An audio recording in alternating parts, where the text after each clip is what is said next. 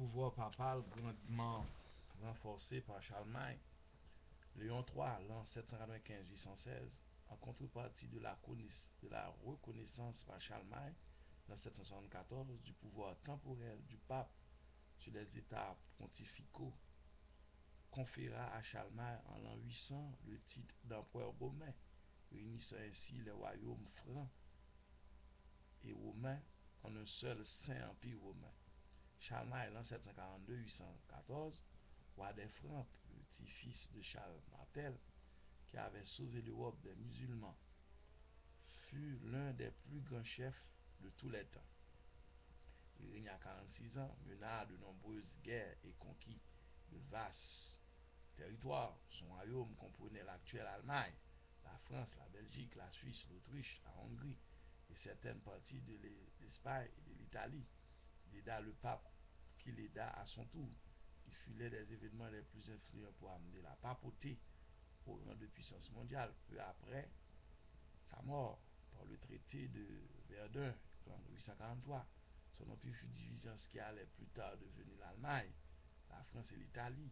Et désormais, pendant des siècles, il allait y voir une lutte incessante pour la suprématie entre les papes et les trois français et allemands. Le Saint-Empire romain, établi par Charlemagne et Léon III, il était en quelque sorte le rétablissement de l'Empire romain d'Occident, avec des rois allemands portant le nom de César. Conféré par les papes, il prétendait être une continuation du premier empire romain, sous la domination conjointe des papes et des empereurs, ces derniers s'occupant des questions temporelles et les papes des questions spirituelles. Dans la mesure où l'Église était devenue une institution étatique, la juridiction n'était pas toujours facile à définir, et cela provoqua une longue suite de luttes très âpres entre les empereurs et les papes.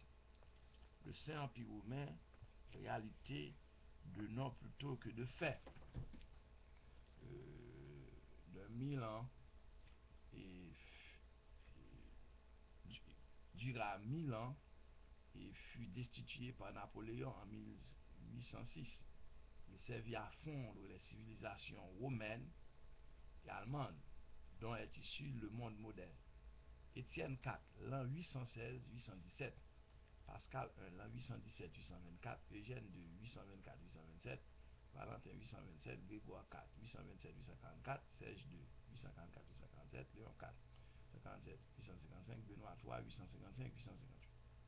Les faux décrets du pseudo-Isidore renforcent la papauté. Nicolas I, l'an 858-867, premier pape a porté une couronne pour promouvoir sa revendication de l'autorité universelle, se servit avec beaucoup d'effet des décrets du pseudo-Isidore, un livre qui parut vers l'an 857. Celui-ci contenait des documents prétendant être des lettres et des décrets d'évêques et conciles de 2e et 3e siècle, visant tous à exalter le pouvoir du pape. Il s'agissait de faux délibérés et de corruption d'anciens documents historiques, mais leur inauthenticité ne fut démontrée que plusieurs siècles après, par David Blondel en 1628. Il est possible que Nicolas n'ait pas su qu'il s'acquissait de faux, mais en tout cas, il mentit en affirmant qu'il avait été conservé depuis le temps anciens dans les archives de l'Église romaine. Il n'empêche que ces faux décrets servirent leur but, en marquant les prétentions de la prêtrise médiévale avec l'autorité de l'Antiquité. La papauté, qui était le résultat d'une évolution de plusieurs siècles, fut présentée comme une institution définie et inchangée depuis les premiers temps. Ces faux eurent pour objet d'antidater de 5 siècles le pouvoir temporel du pape. On peut dire que c'est la fraude littéraire la plus colossale de toute l'histoire. Pourtant, plus que toute autre chose, elle renforce à la papauté et reste pour une large part la base du droit canonique de l'Église romaine. Le grand schisme de la chrétienté. Nicolas entreprit de se mêler aux affaires de l'Église orientale. Il excommunia Photius, patriarche de Constantinople, qui l'excommunia à son tour. Il s'ensuivit la division de la chrétienté en 1869, achevée en 1054. Bien que l'Empire ait été divisé depuis l'an 395 et bien qu'il y ait une longue et âpre lutte suprématie entre les papes de Rome et les patriarches de Constantinople, l'Église était malgré tout restée unie. Les représentants de l'Orient comme de l'Occident assistaient au concile. Jusqu'en l'an 869, tous les conciles œcuméniques avaient eu lieu à Constantinople, dans les environs. Ils étaient tenus en grec. Mais la revendication du pape à être le seigneur de la chrétienté était devenue insupportable. Et l'Église se décida enfin à se séparer. Le concile de Constantinople en 1869 fut le dernier concile œcuménique. Désormais, l'Église grecque tient ses propos au concile et l'Église romaine les siens. Avec le passage des siècles, la brèche ne cessa de s'agrandir. Le traitement brutal infligé à Constantinople par les armées du pape Innocent III pendant les croisades ne fut qu'envenimer les sentiments de l'Église d'Orient. Le fossé devint encore plus grand après la déclaration d'ordre de l'infaillibilité papale en 1870. La période la plus sombre de la papauté.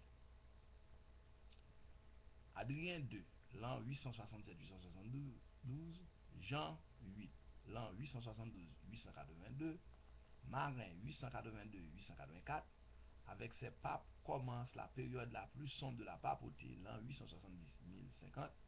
Les historiens ont appelé les 200 années entre Nicolas I et Grégoire VII le minuit de l'âge des ténèbres. La corruption, la fraude, l'immoralité, les fusions de sang qui caractérisent cette époque en font probablement la période la plus sombre de toute l'histoire de l'Église. Adrien III, 884-885, Étienne V, 885-891, Formose V, 891-896, Boniface VI, 896, Étienne VI, 896-897, Romain, 897, Théodore II, 898, Jean IX, 898-900, Benoît IV, 900-903, Léon V, 903, Christophe, 903-904, Serge III, Anastase,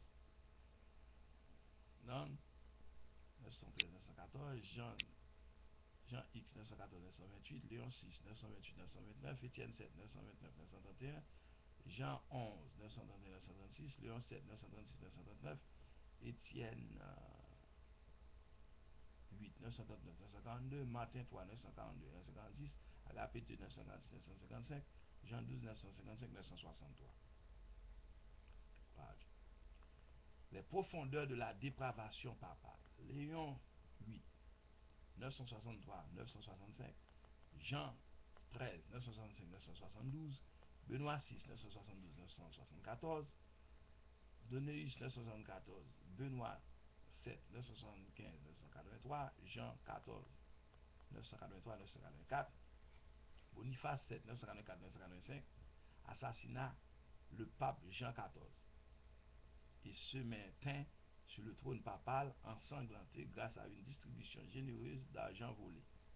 L'évêque d'Orléans, parlant de Jean XII, de Léon XIII, de Léon VIII et de Boniface VII, les appela des monstres de culpabilité puant le sang et la corruption immonde, l'antéchrist assis dans le temple de Dieu.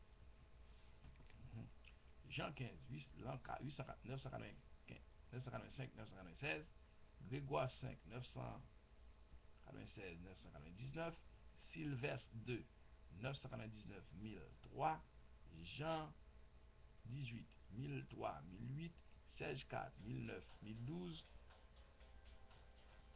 Benoît VIII, 1012-1024, s'acheta la papauté par une corruption publique. Cette pratique était appelée simonie, c'est-à-dire l'achat d'une fonction ecclésiastique avec l'argent. Jean 19, 1024, 1033, acheta la papauté en passant par tous les échelons cléricaux nécessaires en un seul jour.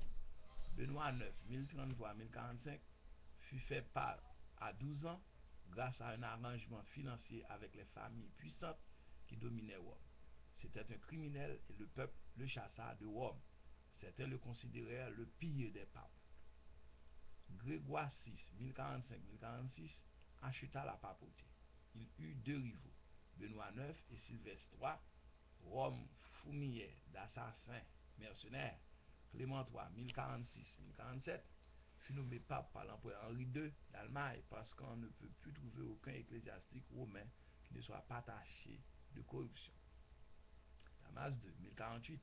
Alors s'élevèrent de fortes protestations contre les infamies des papes et l'appel à la réforme trouva un écho en la personne d'Hildebrand. L'âge d'or du pouvoir pontifical. Hildebrand, petit de taille, d'apparence gauche, à la voix faible, fut néanmoins d'un intellect hors pair, un tempérament fougueux et décidé et un défenseur zélé de l'absolutisme papal, s'associa au parti de la réforme, introduisit la papauté dans son âge d'or, 1049-1294. Il contrôla les 5 administrations papales qui précédaient la sienne, Léon IX, 1049-1054, Victor II, 1055-1057, Étienne IX, 1057-1058, Nicolas II, 1059-1061, Alexandre II, 1061-1073. Hildebrand, le pape Grégoire VII, 1073-1045, eut pour objectif principal la réforme du clergé. Les deux grands péchés du clergé étaient l'immoralité et la simonie. La simonie était l'acquisition d'une fonction ecclésiastique avec de l'argent. Okay? Donc, c'est ce qu'on appelle la simonie était l'acquisition d'une fonction ecclésiastique avec de l'argent.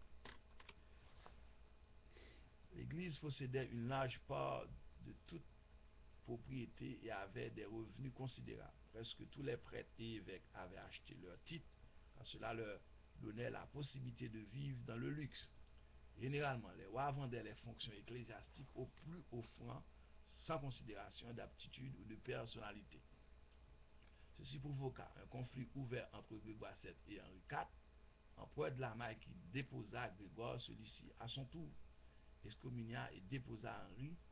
Il s'ensuivit une guerre qui, pendant de longues années, ravagea Italie. À la fin, Grégoire fut chassé de Rome et mourut en exil. Il avait cependant réussi dans une large mesure à rendre la papauté indépendante du pouvoir impérial. À maintes reprises, Grégoire se donna la lettre de souverain des rois et des princes et le justifia dans les faits. Victor III, 1086-1087, Hubert II, 1088-1099, poursuivit la guerre avec l'empereur allemand et devint le chef du mouvement croisé, ce qui ajouta au prestige de la papauté. Pascal II, 1099-1118, continua la guerre avec l'empereur. Gélas II, 1118-1119, Calix II, 1119-1124, Honorius II, 1124-1330, Innocent de 1130-1143 défendit son poste par la force contre l'antipape Anaclète II qui avait été choisi par des centaines de familles puissantes d'Europe. Célestin de 1143-1144, Isis de 1144-1145, Eugène III 1145-1153, Anastasias IV 1153-1154, Adrien IV 1154-1159, seul pape anglais, il donna l'Irlande au roi d'Angleterre et l'autorisa à en prendre possession. Cette autorisation fut renouvelée par le pape suivant Alexandre III, exécuté en 1171. Alexandre III, 1159-1181, se trouva en conflit avec 4 antipapes. Il reprit la guerre avec l'empereur allemand pour obtenir la suprématie. Il y eut de nombreuses batailles acharnées entre les armées pontificales et allemandes avec des terribles massacres. Pour finir, Alexandre fut chassé de Rome par le peuple et mourut en exil.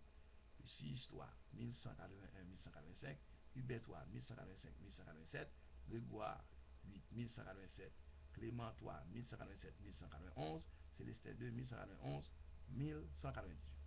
Gloire à Dieu, que Dieu vous bénisse. À très bientôt pour continuité de l'histoire de l'Église avec l'apogée. Le prochain sujet, c'est l'apogée du pouvoir des papes. Que Dieu vous bénisse. Amen.